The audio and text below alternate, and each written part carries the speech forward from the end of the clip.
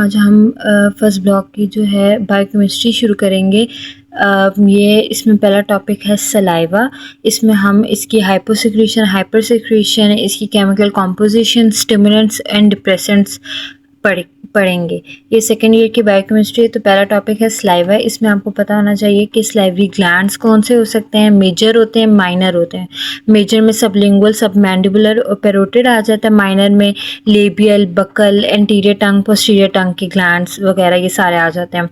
अब हमें जो चीज़ पता होनी चाहिए वो ये है कि अब ये जो ग्लैंड्स हैं इनकी म्यूकस रिच सिक्रीशन भी होती है, सीरस रिच भी होती है और मिक्स भी हो सकती है। तो ये आपको पता होना चाहिए। मिक्स में सबमैंडिबुलर, सबलिंगुअल आ जाता है और एंटीरियर टंग वाली इनकी मिक्स सिक्रीशन होती है।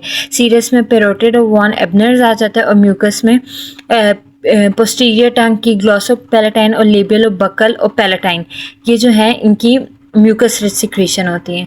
फिर हमें पता होना चाहिए जो स्लाइव है उसकी सिंपैथेटिक सप्लाई भी होती है और पैरासिम्पैथेटिक सप्लाई भी होती है। पैरासिम्पैथेटिक जो होती है ग्लैंड से आती है, सिक्रीटो मोटर होती है।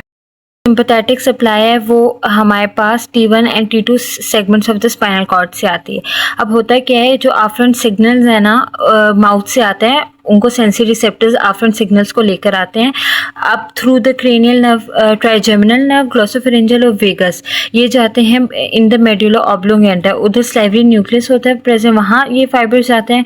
वहाँ से पैरासिम्पैथेटिक और सिंपैथेटिक नर्व जो फाइबर्स आते हैं वो दे इनर्वेट द स्लाइवरी ग्लैंड। हमें स्लाइवा की पीएच को का पता होना चाहिए। पीएच होती है स्लाइवा की 7 से 8, लेकिन जो फ्रेश स्लाइवा होती है उसकी 6.4 से 6.9 होती है pH, which is slightly acidic.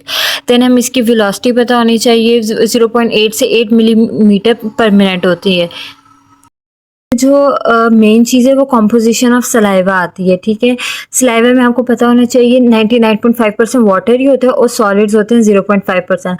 अब इन सॉलिड्स को हम फर्दर कैटेगराइज कर लेते हैं, जिसमें गैसेस भी हो सकते हैं, inorganic substances, organic substances. Gases में तो आपको पता चल गया ऑक्सीजन, कार्बन डाइऑक्साइड, नाइट्रोजन होती है। इनऑर्गेनिक में सोडियम, कैल्शियम, पोटेशियम ये वाले जो हमारे पास मिनरल्स होते हैं ना ये आ जाते हैं। जबकि ऑर्गेनिक में हमारे पास एंजाइम्स भी हो सकते हैं, जैसे लिंगुअल लाइपेज, टाइलिन, लाइसोजाइम्स, हमारे पास वो आ जाता है कैलिक्रेन। ठीक है, और अदर ऑर्गेनिक सब्सटेंसेस में हमारे पास albumin, fatty acids, IgA, lactoferrin ये आ जाता है। ठीक है, अब हमारे पास अल्फा माइलेज क्या होता है। अल्फा माइलेज क्या होता है कि कैल्शियम डिपेंडेंट डाइजेस्टिव एंजाइम्स होती है जो कि एक्ट करते हैं स्टार्च पे, ग्लाइकोजन पे और डेक्स्ट्रिन्स पे और उनको हाइड्रोलाइज करते हैं। अब ये आपने याद रखना कि ये सिर्फ 1,4 लिंकेजेस को, अल्फा 1,4 लिंकेजेस को हाइड्रोलाइज करता है। ठीक है, और एज ए एंड प्रोडक्ट हमें क्या देता है, ओलिगो डाइसेक्राइड ट्राइसेक्राइड्स। ठीक है, इसकी पीएच होती है 6 to 8। जबकि जो लिंगुअल लाइपेज होता है ना वो होता है एक्टिव होता है पीएच में 4 to 5 पीएच में एक्टिव होता है। ये लिंगुअल ग्लैंड से सिक्रीट होता है। डाइटरी लिपिड जो हम इंजेस्ट करते हैं उनको टारगेट करते हैं, उनको ब्रेक कर देते हैं फ्री फैटी एसिड्स में। ठीक है, ये जो फ्री फैटी एसिड्स हैं ये डायरेक्टली एब्जॉर्ब हो जाते हैं स्टमक से और पोर्टल सर्कुलेशन में एंटर हो जाते हैं। हम नेक्स्ट मैकेनिज्म स्लाइवरी सिक्रीशन जो होती है वो डिस्कस कर लेते हैं। ये 2 फेजेस में होती है।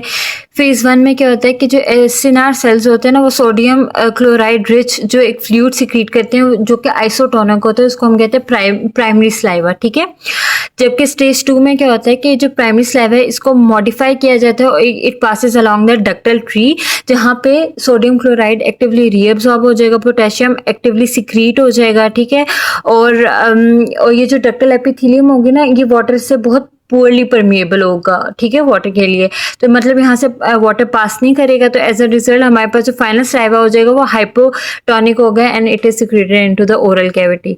देन हम सिंपैथेटिक और पैरासिम्पैथेटिक स्टिमुलेशन का डिस्कस कर लेते हैं। जो सिंपैथेटिक स्टिमुलेशन होती है वो वेजो कंस्ट्रिक्शन करवाती है, ब्लड फ्लो को डिक्रीज करवाती है, जबकि जो पैरासिम्पैथेटिक है वो स्लाइवरी सिक्रीशन को इंक्रीज कराती है। ठीक है, क्योंकि वो ब्रेडिकाइनिन रिलीज करते हैं। ब्रेडिकाइनिन एक वेजोडायलेटर है जो कि ब्लड वेसल्स को वेजोडायलेट कराता है और स्लाइवा की स्टिमुलेट करता है स्लाइवरी सिक्रीशन को। ठीक है, स्लाइवरी सिक्रीशन की सेलोरिया और जीरोस्टोमिया। जो सेलोरिया होती है वो तो मींस इंक्रीज स्लाइवरी सिक्रीशन।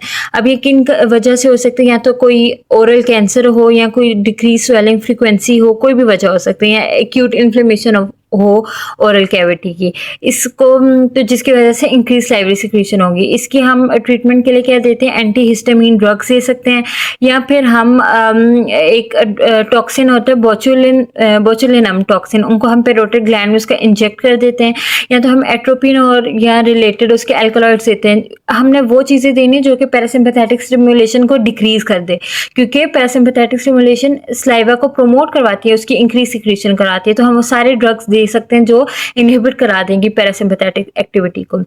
अब नेक्स्ट है जीरोस्टोमिया। जीरोस्टोमिया क्या होती है, डिक्रीज सलाइवरी सिक्रीशन होती है, इसको हम ड्राई माउथ भी कहते हैं। किस वजह से होती है, हो सकती है अल्कोहलिज्म की वजह से, मैल न्यूट्रिशन की वजह से, मम्स की वजह से, ठीक है, या कोई डिजीज है जैसे डायबिटीज मेलाइटिस है, सिस्टिक फाइब्रोसिस है, हेप सी है या HIV है, ठीक है।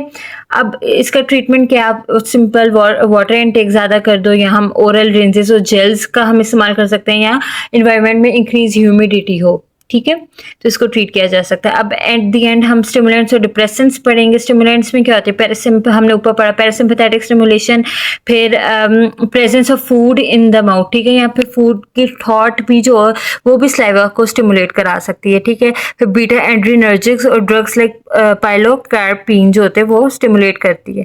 अब डिप्रेसेंट्स में एंटीहिस्टामिन ड्रग्स आ सकते हैं, ओपियोइड्स आ सकती हैं, एंटी हाइपरटेंसिव्स आ सकती हैं।